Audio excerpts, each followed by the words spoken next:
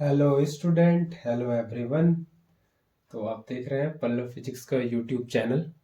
और यहाँ पे हम लोग डिस्कस अभी कर रहे हैं जेई मेंस के कुछ प्रीवियस ईयर क्वेश्चन। तो डेफिनेटली आप लोग भी क्वेश्चन लगा रहे होंगे और साथ में बोर्ड एग्जाम भी आ रहा है, उसकी भी तैयारी कर रहे होंगे डेफिनेटली।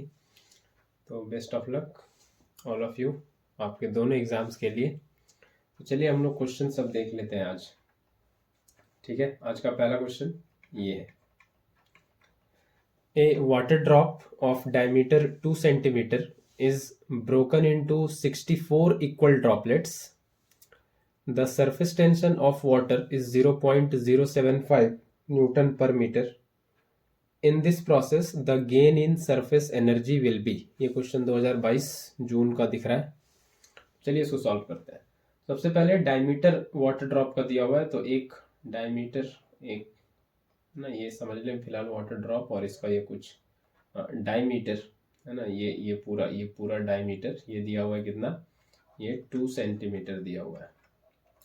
इसको मीटर बना लें तो 2/100 मीटर, और रेडियस कितना हो जाएगा, इसको हाफ कर लेंगे तो 1/100 मीटर। ठीक है, ये क्या हो जाने वाला है, ये हो जाएगा रेडियस। इसको कितने पीसेस में ब्रोक किया गया है, 64 ड्रॉपलेट्स में। एक वाटर ड्रॉप को 64 ड्रॉपलेट में, है ना, इसी वाटर ड्रॉप को इस तरह के छोटे छोटे बहुत सारे कितने में, 64 ड्रॉपलेट में इसको ब्रेक किया गया है। ठीक है, कितने ड्रॉपलेट में, 64।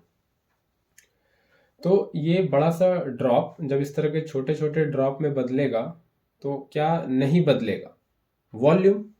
जितना वॉल्यूम इस बड़े ड्रॉप का है, आखिर इसी से तो ये छोटा छोटा ड्रॉप बना है, तो जितना वॉल्यूम इस अकेले ड्रॉप का होगा, इस छोटे छोटे ड्रॉप को मिला के नेट वॉल्यूम वही होगा।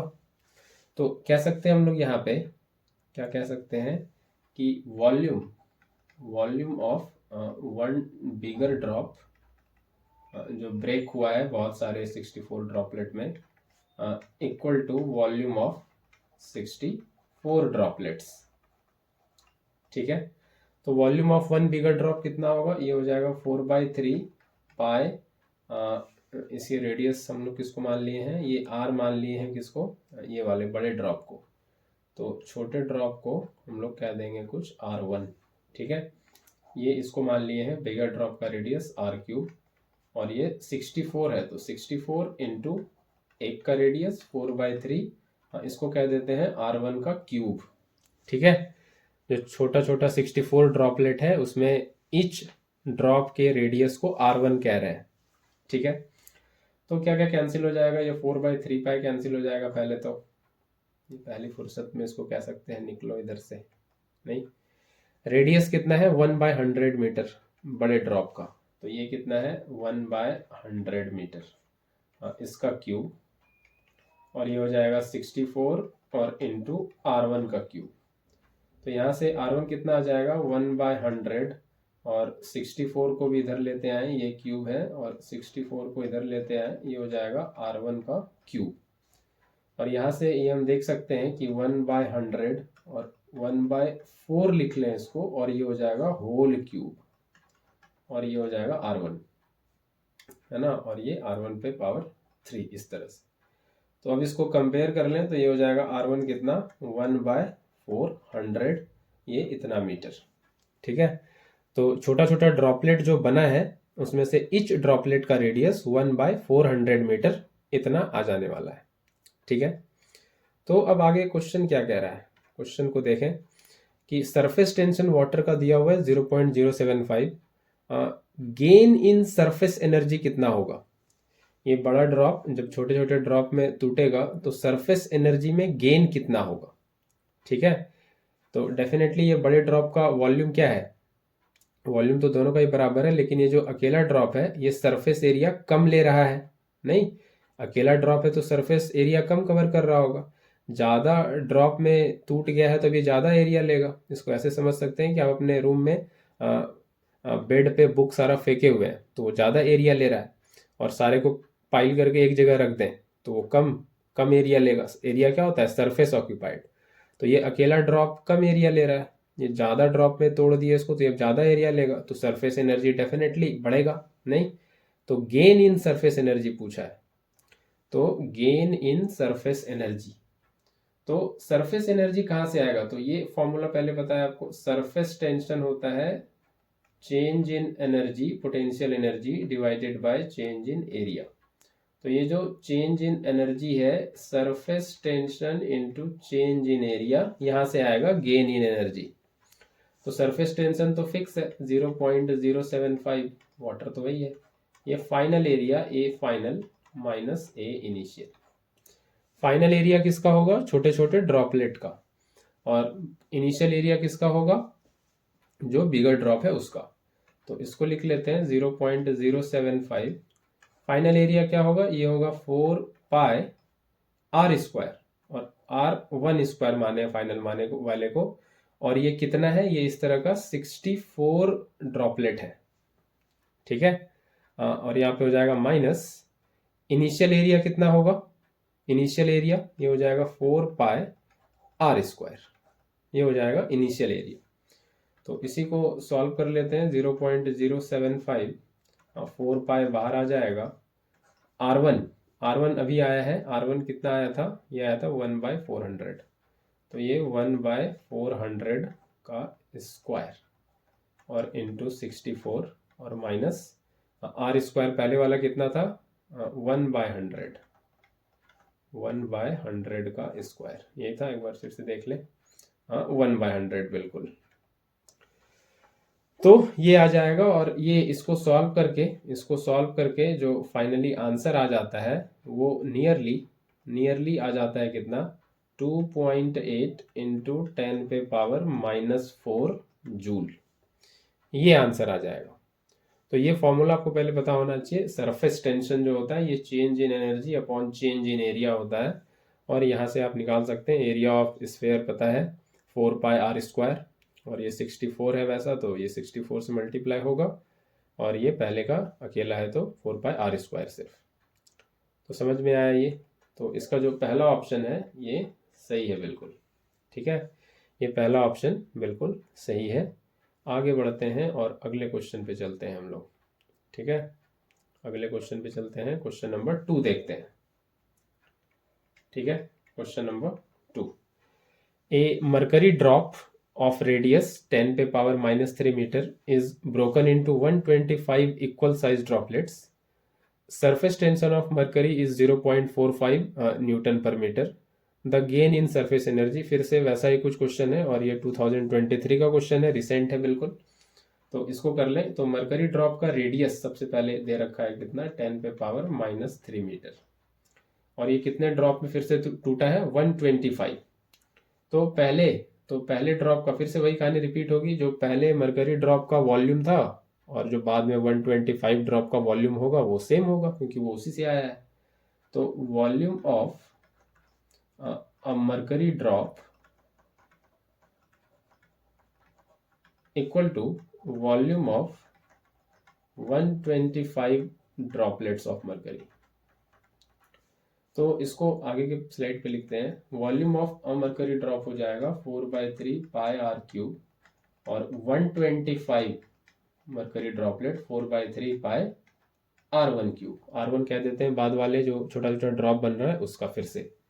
तो ये 4/3 पाई कैंसिल होगा फिर से, R कितना है, ये है 10 पे पावर -3 शायद, बिल्कुल 10 पे पावर -3 इसका क्यूब, और ये 1/125 को इधर लेते आए, और ये R1 का क्यूब। तो ये हो जाएगा कितना, 10 पे पावर -3/5 इसका होल क्यूब, और R1 का क्यूब। तो R1 यहाँ से आ जाएगा 10 पे पावर -3/5, इतना मीटर इसको क्या देते हैं, ठीक है। तो फिर से वही लॉजिक हम लोग लगाएंगे, क्या बोला है, गेन इन सरफेस एनर्जी निकालने, तो फिर से वही काम करेंगे, gain in energy equal to surface tension into change in area, surface tension into change in area. तो सरफेस टेंशन कितना है मरकरी का, दे रखा है क्वेश्चन में, बिल्कुल दे रखा होगा 0.45, तो ये दे रखा है 0.45, और change in area A final minus A initial, ये हो गया 0.45 फाइनल एरिया क्या हो जाएगा 4 पाई आर फाइनल का स्क्वायर, और कितना है ऐसा 125, माइनस इनिशियल कितना हो जाएगा 4 पाई आर इनिशियल, तो इसको इनिशियल नहीं लिखे हम लोग, आर इनिशियल को तो आर फाइनल को हम लोग R1 माने हैं। तो यहाँ भी एक काम करते हैं, यहाँ पे इसको थोड़ा सही कर लें, सही होना चाहिए बिल्कुल सब कुछ, थोड़ा इसको सही कर लेते हैं और इसको हम लोग इसको R1 कर लेते हैं, ठीक है। और ये इंटू 125 है, माइनस इसको 4 पाई आर स्क्वायर कह देते हैं पहले वाले को।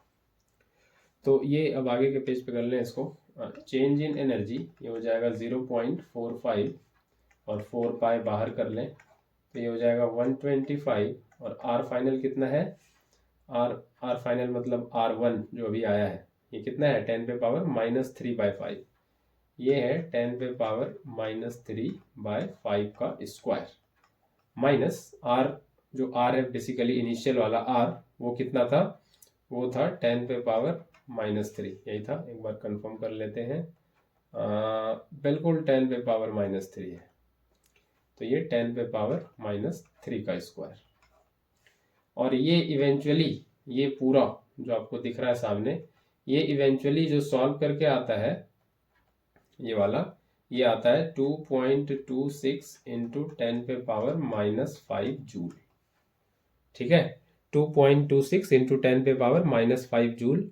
तो यही आंसर हो जाएगा इसका, बिल्कुल सेकेंड ऑप्शन इसमें सही है।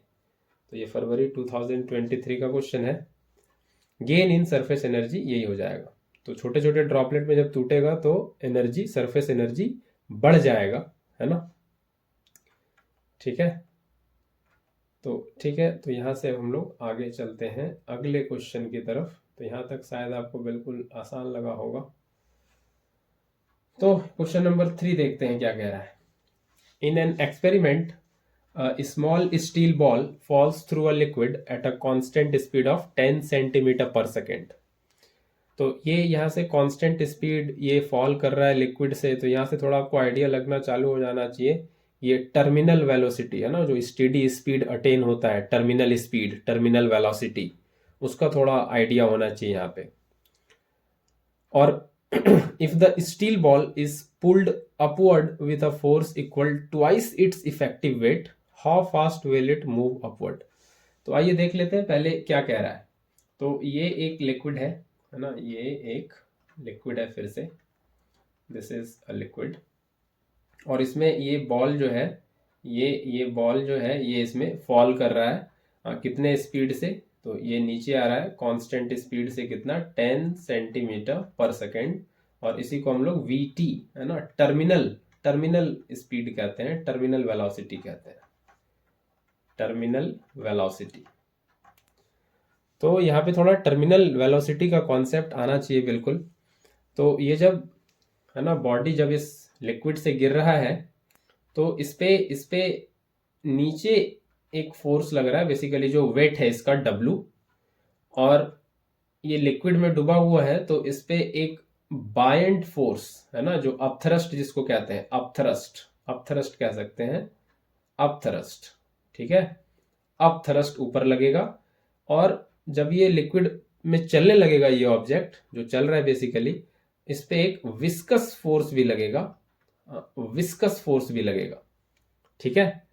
तो ये जो टर्मिनल स्पीड है 10 मीटर सेंटीमीटर पर सेकेंड, ये कब अटेन होता है, ये तभी अटेन होता है जब ये बॉडी लिक्विड में चलते समय मोशन में इक्विलिब्रियम में आ जाती है। इक्विलिब्रियम में आ जाती है मतलब कि इस पे जितना वेट है ये बराबर हो जाता है इस पे लगने वाले अपथ्रस्ट के और विस्कस फोर्स के, ठीक है। ये F सब बता दे क्या है, तो ये F जो है ये विस्कस फोर्स है ना, ये कह सकते हैं कि फ्रिक्शन एक तरह का लिक्विड में है जो सॉलिड पे लगता है जब वो लिक्विड के अंदर पूरी तरह से डूबा हुआ हो और मूव कर रहा हो, ठीक है। तो ये विस्कस फोर्स है F। U क्या है, U के बारे में बता दें, this is upthrust, bind force जिसको कहते हैं। तो बॉडी जब कोई लिक्विड में डूबती है तो उस पर अपथ्रस्ट लगता है ना, तो ये वही अपथ्रस्ट है, बाइंड फोर्स जिसको कहते हैं। तो कोई बॉडी जब लिक्विड में डूबती है तो लिक्विड उस पर अपथ्रस्ट लगाता है, नहीं। तो ये अपथ्रस्ट हो गया, और ये वेट तो है ही, W वेट है उस बॉडी का, ठीक है। तो ये सिनेरियो होता है इक्विलिब्रियम पे, है ना। ये कब होता है, ये weight equal to upthrust plus viscous force, ये एट इक्विलिब्रियम, ये होता है एट इक्विलिब्रियम। और इस सिनेरियो, ये वाला सिनेरियो जब अटेन हो जाता है, तभी ये टर्मिनल वेलोसिटी आता है जो 10 सेंटीमीटर पर सेकेंड दिया हुआ है, ठीक है। 10 सेंटीमीटर पर सेकेंड दिया हुआ है। तो अब आगे दूसरा केस में ये कह रहा है कि अगर इसे स्टील बॉल को ऊपर पुल कर लिया जाए, कितने फोर्स से, जो इसका इफेक्टिव वेट है उसके डबल से। तो पहले ये सब समझें, इफेक्टिव वेट वगैरह समझें, फिर समझ में आएगा। तो इफेक्टिव वेट कहने का मतलब है कि ये जो बॉल है, ये इसका वेट है, और ये जब लिक्विड में है तो इस पे लग रहा है बाइंड फोर्स, जिसको अपथ्रस्ट कह रहे हैं, है ना। बाइंड फोर्स या अपथ्रस्ट जिसको कह रहे हैं ये। तो अब इसका इफेक्टिव वेट, अब इसका इफेक्टिव वेट जो है हो गया, वो कितना है, इफेक्टिव वेट। तो इफेक्टिव वेट अब कहेंगे, वेट इफेक्टिव, ये कितना होगा, ये होगा W माइनस अपथ्रस्ट, है ना। ये होगा इसका इफेक्टिव वेट। अपथ्रस्ट इसको काट दिया कितना वेट को, तो नेट वेट कितना बचा, W माइनस U, ये हो गया इफेक्टिव वेट। तो अब सेकेंड केस में यही कह रहा है कि ये जो बॉडी है, और ये लिक्विड में है ना, ये लिक्विड में है, और ये नीचे जा रही है 10 सेंटीमीटर पर सेकेंड से। तो इस पे जो इफेक्टिव वेट लग रहा है, वेट इफेक्टिव जो लग रहा है, अगर इसी के डबल फोर्स से, है ना, वेट इफेक्टिव के डबल वैल्यू जितने फोर्स से, मतलब इस बॉडी को ऊपर खींच लिया जाए, कितना, 2 वेट इफेक्टिव से, मतलब जितना वेट इफेक्टिव बना है ये W माइनस यू, उसके डबल अमाउंट से ऊपर खींच लिया जाए, तो फिर इसका स्पीड क्या होगा, ये कितने स्पीड से ऊपर आएगा। तो पहले तो ये देख लें, ये ऊपर 2 इफेक्टिव लग रहा है। इस बॉडी को ऊपर ले जाने की कोशिश करेंगे, डेफिनेटली ऊपर जाएगा। यहाँ पे दिख रहा होगा आपको कि ये वेट इफेक्टिव जितना है उससे ज़्यादा है, तो डेफिनेटली ये ऊपर जाएगा। तो ये ऊपर अगर जाएगा तो क्या कहानी होगी, कहानी ये होगी कि इस पे विस्कस फोर्स इधर लगेगा, इस बार नीचे ऐसे, ये लगेगा विस्कस फोर्स फ्रिक्शन फोर्स की तरह है, रिलेटिव मोशन को अपोज करेगा। ये ऊपर जाएगा तो इसको अपोज करेगा नीचे लग के, है ना। ये नीचे लग के क्या करेगा, इसको अपोज करेगा, ठीक है, ये इसको अपोज करेगा। और इस पे अपथ्रस्ट तो ऊपर है ही, है ना, इस पे अपथ्रस्ट तो ऊपर लगेगा ही, ये अपथ्रस्ट, ठीक है। तो इस बारी कहानी जो है ये हो जाएगी, इस बारी कहानी ये हो जाएगी। तो इस बारी कहानी कुछ इस तरह से हो जाएगी, क्या, कि 2 weight effective plus upthrust equal to viscous force plus, और नीचे जो है, नीचे इसका वेट है बस, और ये फोर्स है नीचे, विस्कस फोर्स।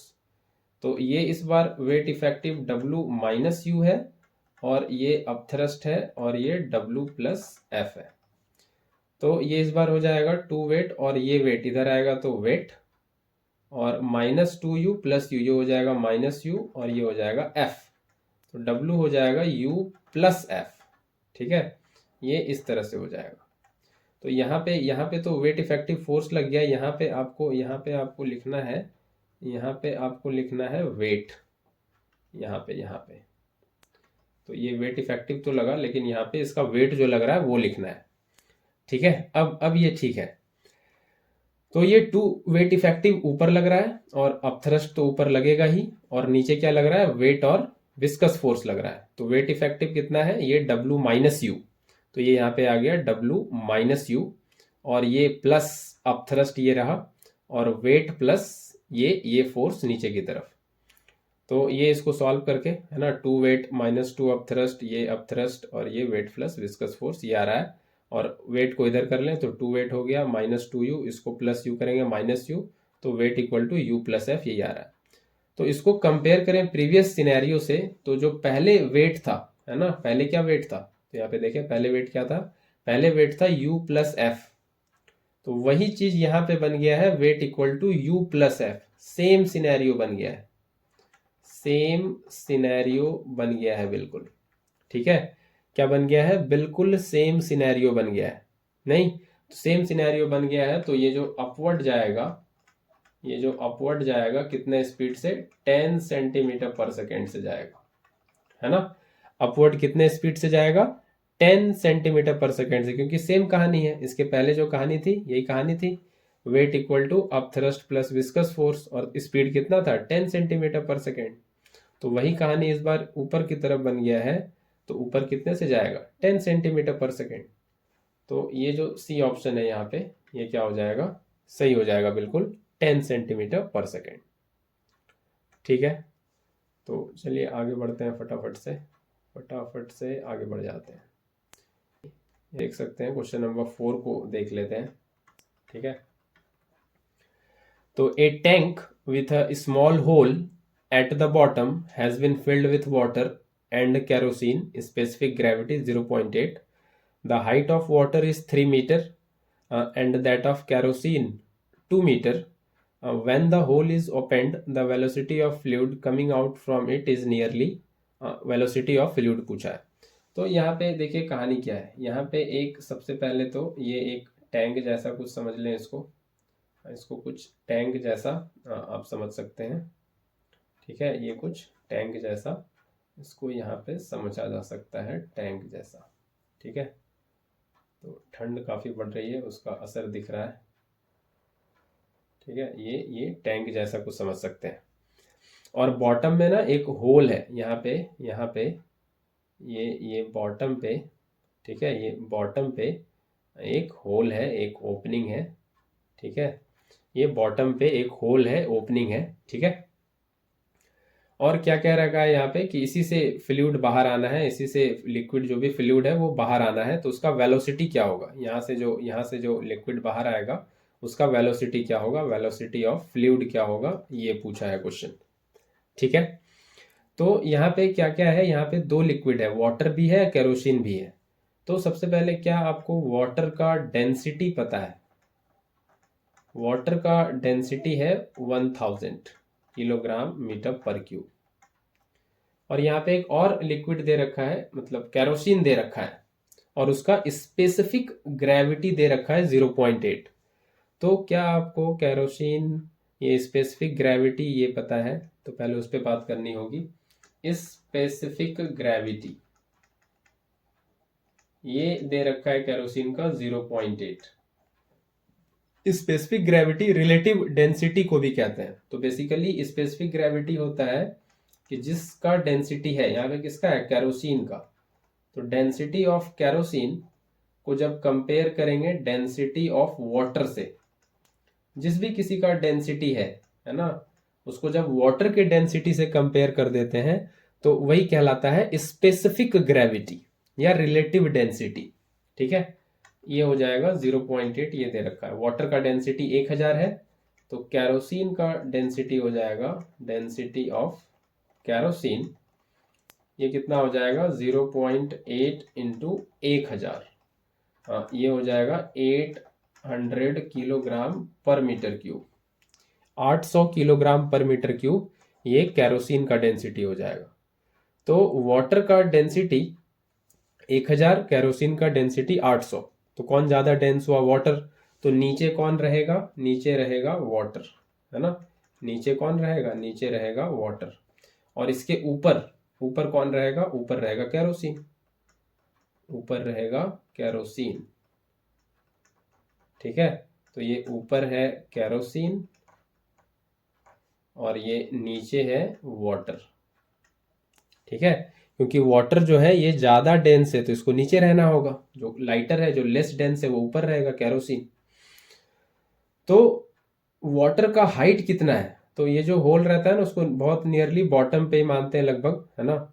तो ये जो वाटर का हाइट है ये कितना है, ये है 3 मीटर, है ना। ये कितना है, ये है 3 मीटर। और केरोसिन का हाइट कितना है, ये है 2 मीटर। ठीक है, केरोसिन का हाइट 2 मीटर, तो टोटल कितना हो गया, 5 मीटर। तो इस ऑरिफिस के ऊपर 5 मीटर है टोटल लिक्विड जो इस ऑरिफिस के ऊपर है। तो सीधा सीधा हम स्पीड ऑफ ई फ्लक्स, है ना, ये पढ़ रखा है आपने, ये टॉरिसेली थ्योरम में वगैरह, टॉरिसेली लॉ में, है ना, स्पीड ऑफ ई फ्लक्स वगैरह ये पढ़ रखा है। तो ये स्पीड ऑफ ई फ्लक्स सीधा सीधा हम निकाल सकते हैं। मेरे पास हाइट कितना है, 3 मीटर और 2 मीटर, 3 वाटर का 2 केरोसिन का, ये 5 मीटर टोटल हाइट है। तो सीधा सीधा क्यों ना हम स्पीड ऑफ ई फ्लक्स निकाल दें, होल से निकलने वाला फ्लूइड वही होता है स्पीड ऑफ ई फ्लक्स। तो सीधा सीधा हमको वो पता है वो कितना होता है, स्पीड ऑफ ई फ्लक्स ये होता है √2GH, और ये हो जाएगा √2 इंटू 10 इंटू हाइट कितना हो गया 5, तो ये हो जाएगा 100 और ये हो जाएगा 10 मीटर पर सेकेंड। सिंपल। तो अब देखना पड़ेगा 10 मीटर पर सेकेंड ऑप्शन में है, तो 7.6 तो नहीं होगा, 8.5 नहीं होगा, अब ये 10.7 है और ये 9.6 है। तो 10 के सबसे नज़दीक कौन हुआ, 9.6 है ना, 10 के सबसे नज़दीक यही है। तो कॉम्पिटिटिव एग्जाम में ऐसा ऑप्शन रहता है, नियर बाय आपको देखना होगा।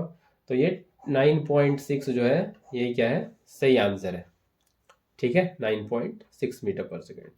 तो काफ़ी सिंपल था ये, बस √2GH जो स्पीड ऑफ ई फ्लक्स होता है, ऑरिफिस के ऊपर जो लिक्विड जो भी है उसका हाइट कितना है उससे मतलब होता है बस, और क्या लिक्विड यूज हो रहा है उसके अंदर उससे कुछ मतलब ज़्यादा है नहीं। Efflux, speed of efflux को, जो ऑरिफिस से जो लिक्विड निकल रहा है उसका स्पीड बस वही उसी को कहते हैं। तो आगे बढ़ चलते हैं हम लोग अब अगले क्वेश्चन पे, और क्वेश्चन नंबर 5 ले लेते हैं। तो ये कह रहा है एक सिलेंडर है जिसका हाइट 20 मीटर है, ये कंप्लीटली फिल्ड है वाटर से। तो फिर से वही पूछा है, velocity of efflux of water through a small hole on the side wall of the cylinder near its bottom. तो फिर से वही वही कहानी है कि एक सिलेंडर है, ठीक है, एक सिलेंडर है ना, इसके बॉटम में, इस बॉटम में on the side wall of the cylinder near its bottom, ठीक है। तो इसको सही से बना लेते हैं, थोड़ा थोड़ा ठंड ज़्यादा बढ़ गई है इसीलिए ऐसा, ठीक है। तो ये साइड वॉल में, ठीक है, ये इसको इरेज किया जाए, ये इसको हटाते हैं, ठीक है। तो ये साइड वॉल में यहाँ पे ये जो है ये इस तरह से होल है, ठीक है। सिलेंडर का हाइट कितना है, 20 मीटर, और कंप्लीटली फिल्ड है वाटर से, ठीक है। ये क्या है, ये कंप्लीटली फिल्ड है वाटर से, ये हाइट 20 मीटर और ये कंप्लीटली फिल्ड है वाटर से।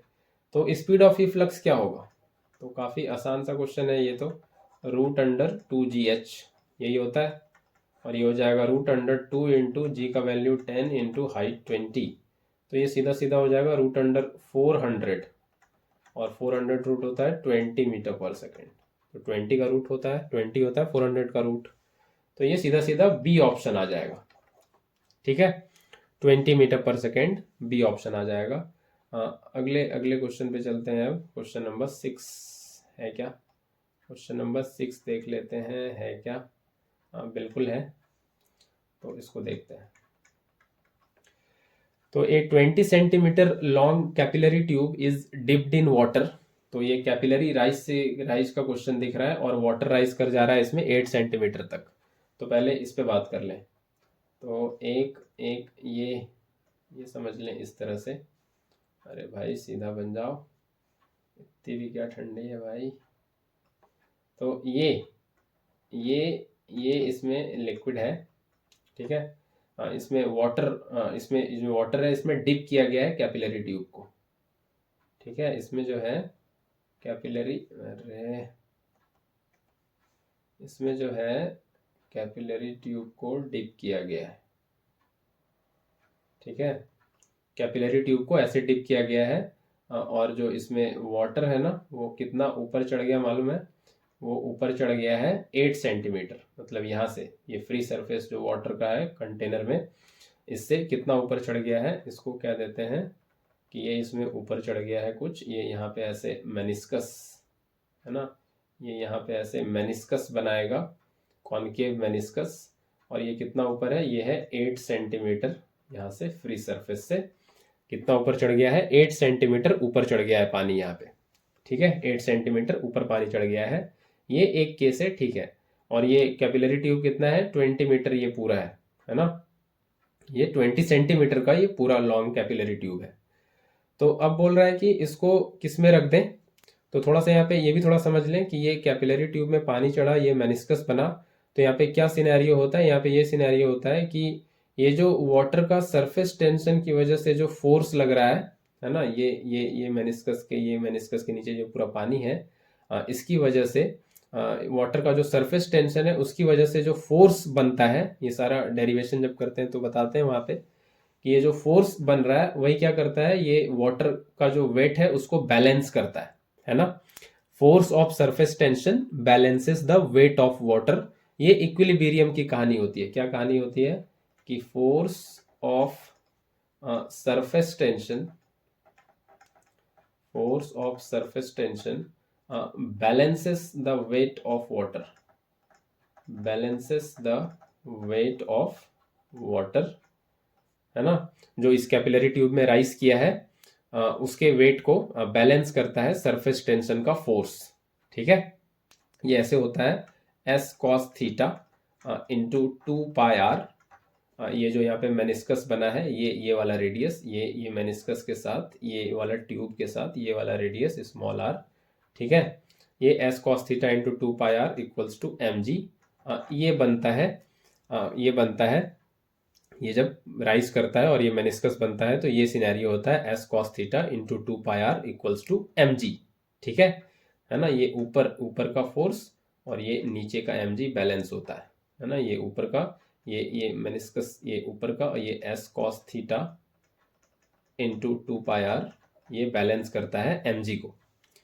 ठीक है, तो अब एक कहानी ये है कि इसको इस पूरे सिस्टम को, ये जो सिस्टम आपको दिख रहा है सामने, ये कंटेनर में ये कैपिलरी ट्यूब पानी डाल के वो पानी ऊपर चढ़ा, ये पूरे अपैरेटस को, सिस्टम को कहाँ ले जाके रख दिया जाए, फ्री फॉलिंग एलिवेटर में, है ना। किस में रख दिया, ले जाके रख दिया जाए फ्री फॉलिंग एलिवेटर, मतलब ऐसे एलिवेटर में रख दिया जाए जिसका फ्री फॉल हो रहा है।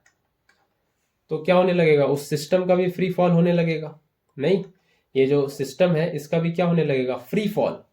फ्री फॉल होने का क्या मतलब है, फ्री फॉल होने का मतलब है कि ये जो कंडीशन आपको दिख रहा है, ये mg, फ्री फॉल होने का मतलब है कि ये g बिल्कुल खत्म हो जाना, है ना, ऑब्जेक्ट का फ्री फॉल होना, है ना। फ्री फॉल होने का यही मतलब है कि ऑब्जेक्ट जो है उस पे, है ना, कुछ फ्री फॉल होने का यही मतलब है।